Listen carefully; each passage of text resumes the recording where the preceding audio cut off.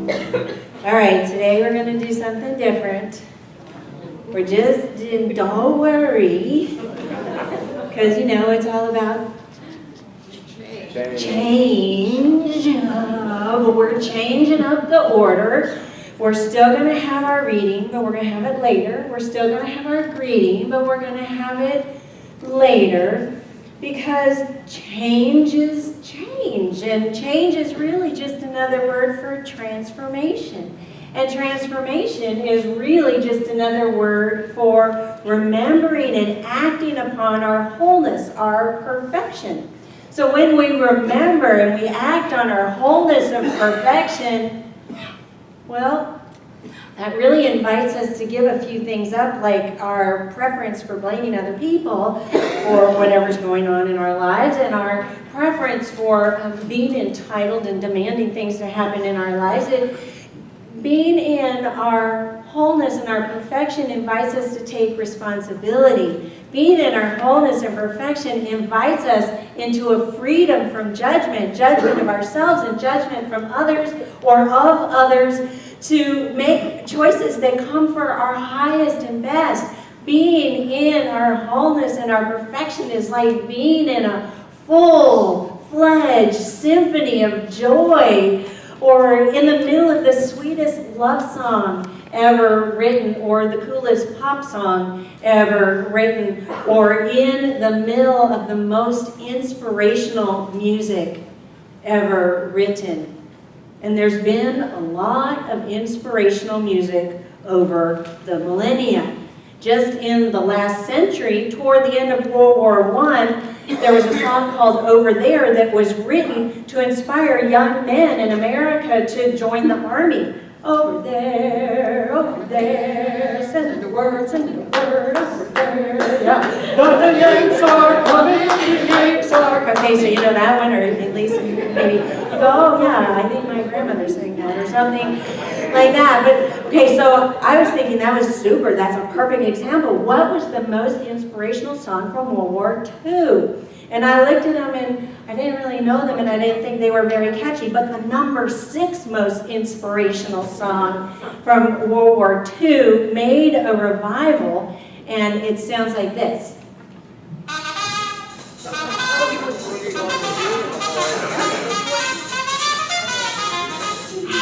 Bebop in your seat a bit.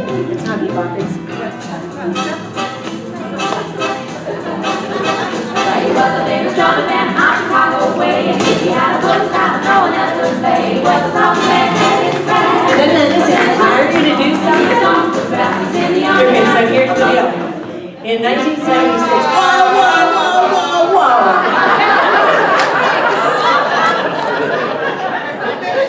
You now have heard the opening strains of the piece of music that got me through college. 1976, this movie came out, and every motivational speaker, every motivational workshop, every motivational training used this song, and that's okay, Bruce. Here we go.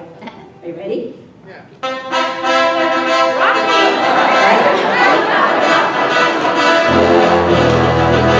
Now run. Get you ready. Get you ready. And then you're going up the stairs.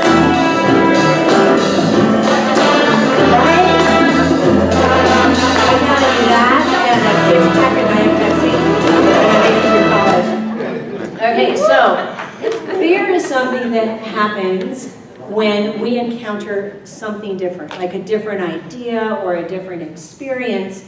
And I want you to know that when my kids were little, I was always on the lookout for new and exciting hikes to take them on. So I'd go through the hiking book, and then we would drive to wherever it was, and we'd either hike the mountain or hike the valley or hike wherever. And then one day we encountered, whoa, that swinging bridge. Now my kids, they just went and they, were all the way back before they noticed I was like this. I don't like heights much, and it looked like a skinny little rickety bridge that stretched forever across this chasm, which truly couldn't have been more than 30 feet high, but I was just paralyzed, absolutely paralyzed, until this song came into my head.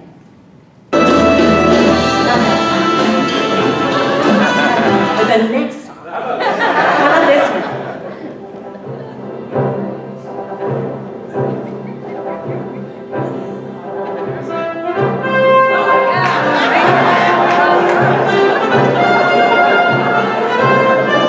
I'm telling you, I got all the way across the bridge. Them two of them. And then I got all the way across back. Indiana Jones. I'm telling you, inspiration comes from all kinds of places. And the point that I'm making is that music carries us through change. Music pulls us to a vision.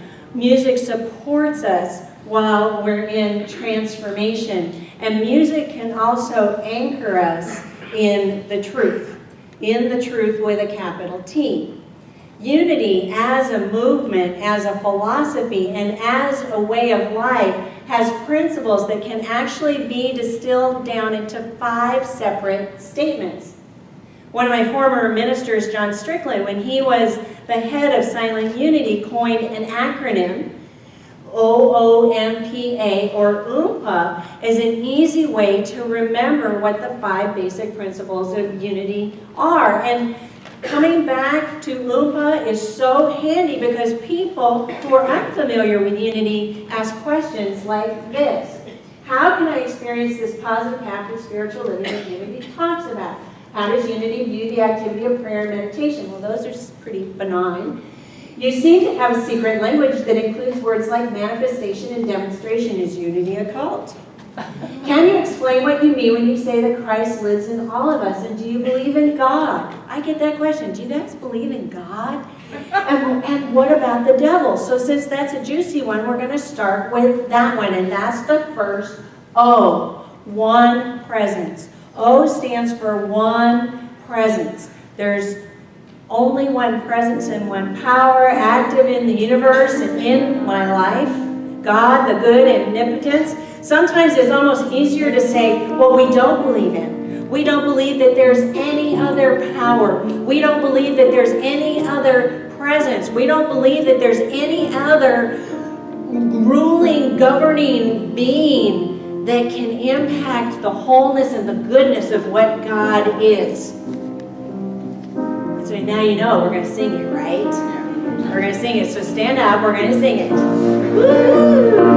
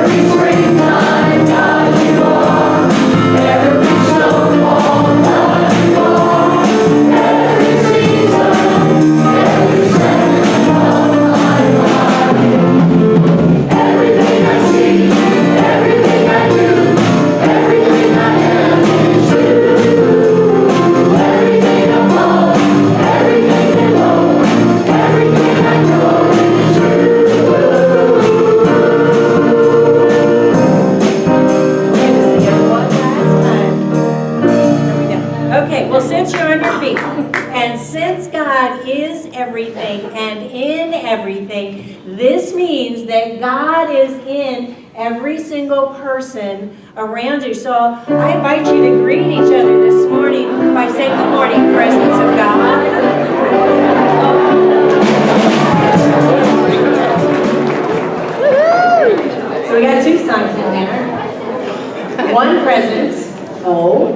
O, original virtue. Can you explain what you mean when you say that Christ lives in all of us? Well, that's simply saying that we're created in the image and likeness of God, and we're created, if God is good, then we are good, so we're good.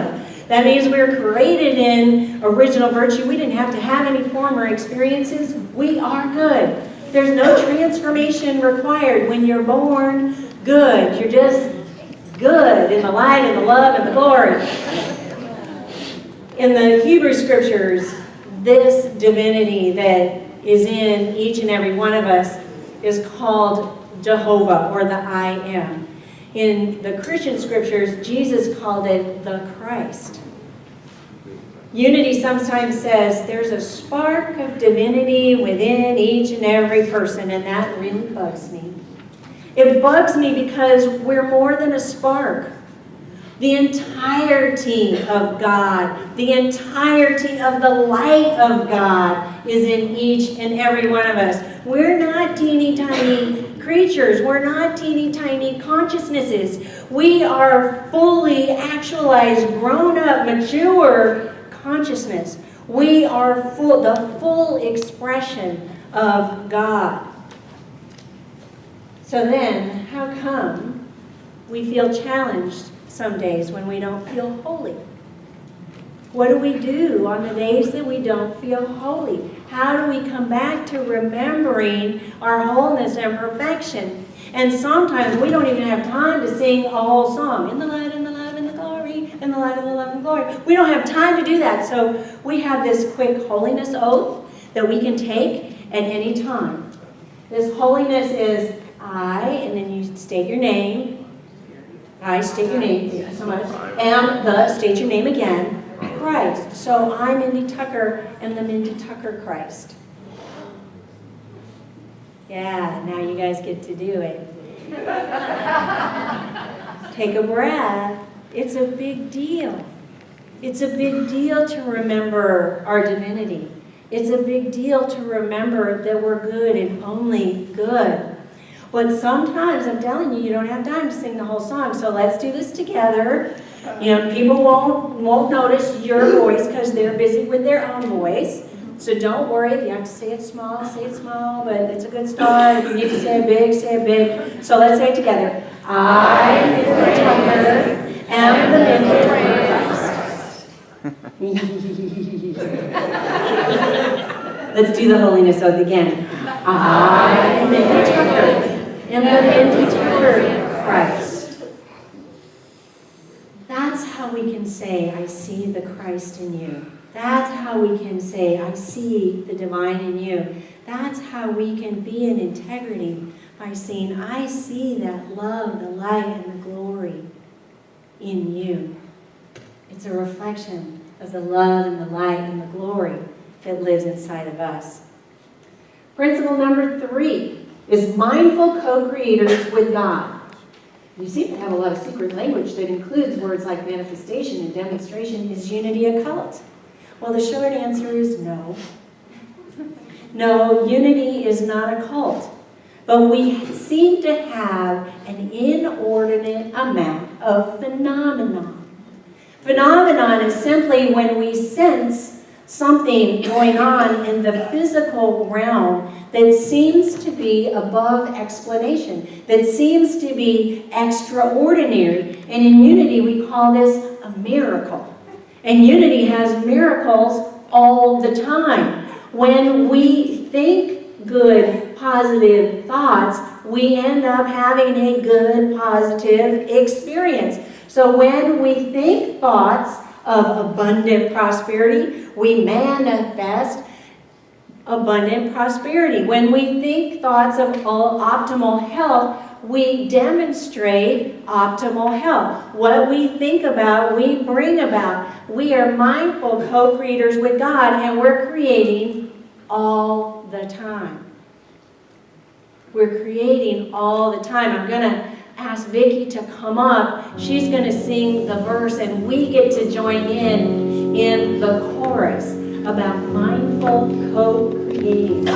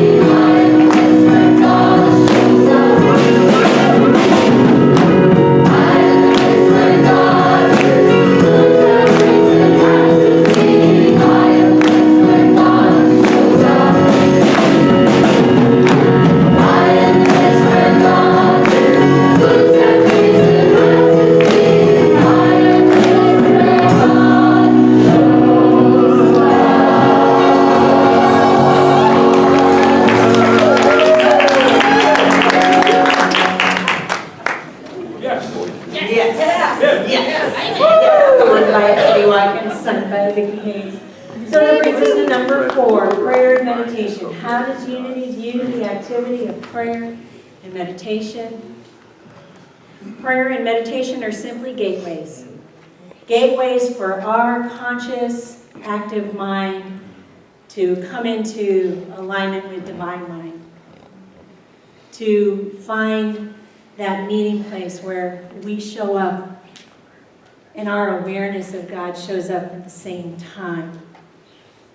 A time in the silence, a time in conversation where we're giving and receiving. How do we know what thoughts to be mindful co-creators about? We find them in prayer and meditation when we're in communion with God. So let's come into a time of meditation. First with this guided reading. I am without beginning or ending. I am eternal. I am free to experience life in any way I choose. My consciousness is not bound by time or space. Like the universe itself, I am limitless.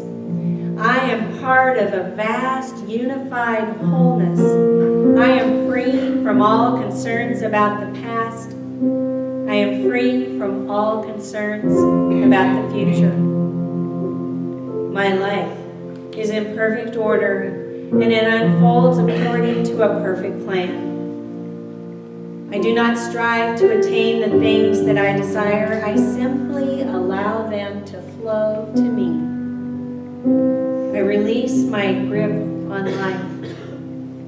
I am calm in the knowledge that all my needs are taken care of. I am open to all of life's experiences. As the moments of my life come and go, I am at peace. I do not judge these moments. I welcome them. I observe them. I accept them all. If problems arise, I do not resist them. I observe them with a calm, open mind, for I know that they will resolve in time. And I have all the time in the world. In the quiet spaces between my thoughts, inspiration comes to me. All becomes clear. My life transforms in miraculous and unexpected ways. Obstacles that once seemed impassable now seem insignificant. I rise effortlessly above all challenges to a place of serenity and knowing. My path forward is becoming clearer and clearer. Every day, in every way, my life becomes more and more harmonious. I trust in the natural flow of life. I resist nothing. I yearn for nothing. I gratefully receive all that comes my way. My consciousness is not bound by time or space. Like the universe itself, I am limitless. I am a part of a vast, unified wholeness. And I surrender to the love of God.